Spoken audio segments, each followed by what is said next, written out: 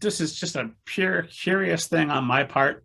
And I know people tend to project onto authors, and which is terrible because if you're reading about two characters in a marriage or anything else, they're going to be in conflict because that's how stories operate. And so my mom's always asking me if she's read something. Are you and your wife okay? Like, no, we're fine. The characters, they needed to fight, or there's nothing happening. Um, so that's not how I mean the question, but I was curious. Do you know what happened in the marriage of Bat's parents and when they separated and how that went down? Well, I mean, I have theories, but what's on the page is the whole story.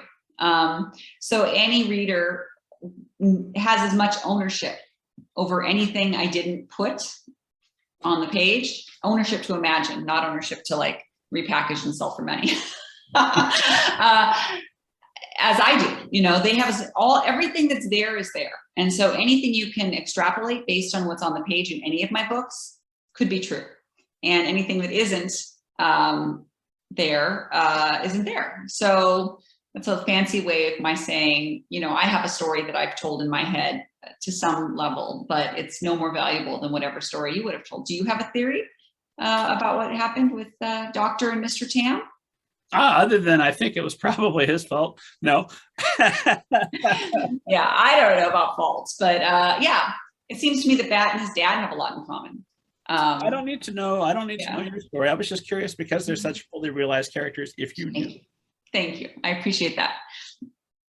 Gotcha. I'm assuming you have pretty much a whole lot of information on every character you write that we're not going to see on the page because it's not necessary there. I mean, I have feelings. I have like I'm a synesthetic person. I have sort of synesthesia. So I have an interaction between, I have a cross wiring between different, which is, I love, different, what's the word? Senses.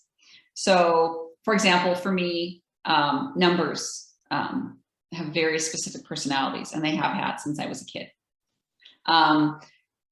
So when I think about my story, I don't know the facts of what dissolved their marriage necessarily, but I can feel the texture right here of it. And it influences the way the characters act on the page and the way the different parents parent their child in their story. So no, I don't have like a plot. Again, I think plot is probably overprivileged for what happened in the marriage, but I have a sensation of the texture of the marriage and where it rises and falls, and where it's thicker and more dense, and where it's more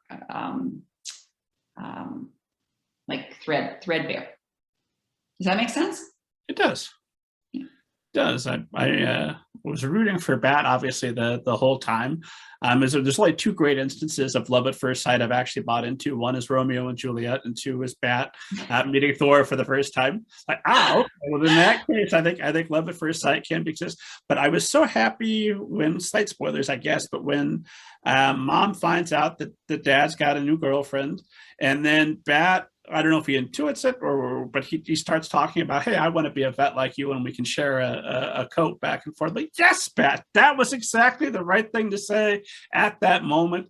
You have cheered your mother up considerably. I feel so happy for her and so happy that he nailed that one after some of their interactions that don't go. Oh, that's so interesting. I've never thought about that. See, that's what I mean about readers having as much ownership as the writers. Like, I never considered that Bat's mother might be feeling feelings around the new girlfriend in quite that way, or that Bat, I don't think Bat has any idea that he said the right thing in the moment. No, I don't think he's aware. Yeah, that's interesting. Or maybe I did think that and I've just forgotten because it's been so long since I wrote the book. I have a terrible memory. I need to reread that scene now. Well, you write books, write so many. That's what we're talking, 5 books ago, 6 books ago. Yeah, I have a terrible memory for, sometimes I'll write something and I'll think to myself, did I write that already? And I'll have to like go like word search, like I come up with a metaphor that I love, and I'll think to myself, oh, am I plagiarizing myself? And actually I often will put the metaphor or whatever in a Google search for my own work, on my documents. And then I'll also wonder if I plagiarized some other writer. And so I'll Google search it on the net, to see if what I wrote was actually unique. Yeah. I love finding those things in other writers' works where you see something in one book and it comes up again later, Yeah. and then later, like, wow, that person really likes that thing. Yeah. No, that's it. I try to at least, vary it a little bit though, as opposed to word for word.